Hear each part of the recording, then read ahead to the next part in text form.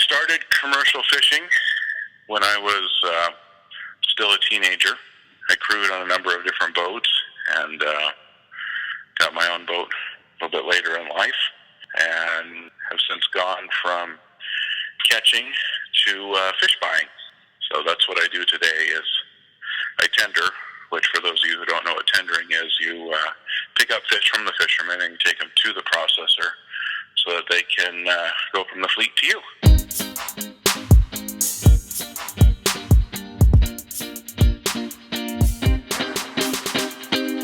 Well, I like it. It's very close and near and dear to my heart. Not just catching fish, but the process of finding them and figuring out how to make them bite and where to be year after year is a constant, ever-changing puzzle. And it takes a lot of skill. You know, trolling is something you do almost year-round, too. So there are salmon here 12 months out of the year.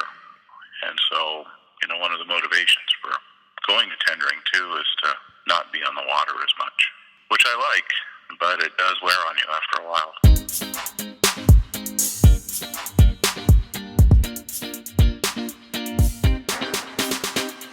Well, I see it as an opportunity for advancement and also to have, you know, more steady income and a more, I guess, domesticated lifestyle.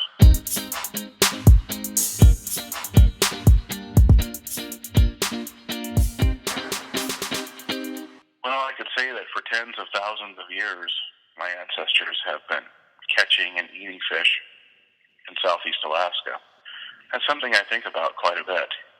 Methods and tools and things that they used were maybe not quite as efficient as the means that we have. But they lived in harmony with the environment for many generations. I think we're doing the same thing, only in modern times.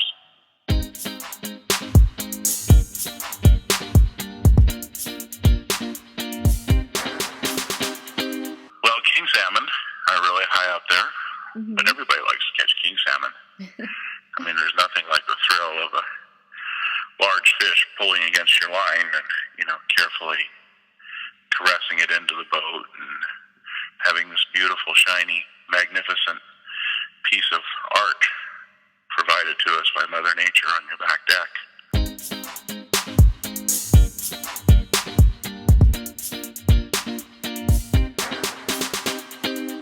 Some of the challenges to running a successful operation, there's quite a few. You have to be really mechanically inclined, and you have to have really good attention to detail, and you have to be fairly physically strong and able to deal with the environment and the challenges that it throws at you, take care of the weather, and you have to be willing to be apart from your modern life for several months out of the year. You know, while you're away at sea, life goes on. So there's definitely a lot of challenges and barriers. That's why not a lot of people do it.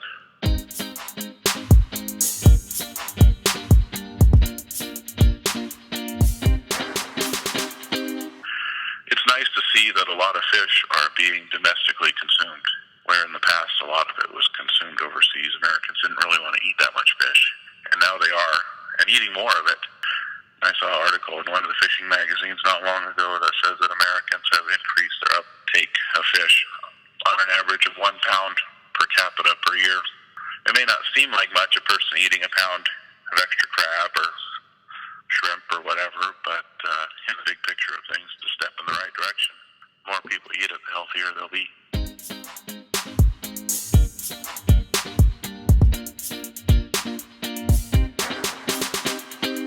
Well, yeah.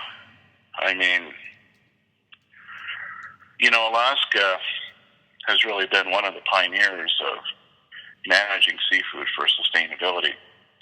I mean, it's written into our state constitution that everything has to be managed for sustainability, and that's the only way I see it.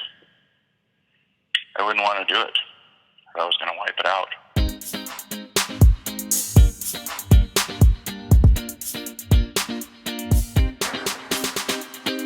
That's a good question. You know, I don't think I would change the industry as much as I would change maybe people's perception about it and the way that they see food.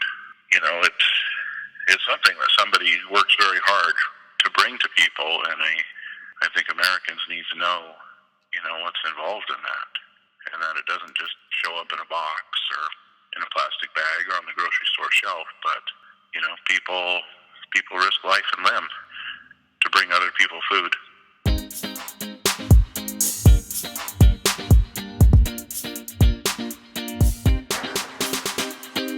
Well, yes. Eat lots of seafood. The best thing you can do.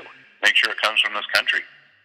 Think about the people, the families, the hard workers that are out there that are working to bring this fine product to you, and realize that it comes from a wild, natural place. And there's a lot of competition out there in seafood. There are farms, there are genetically modified products, there are all kinds of different things.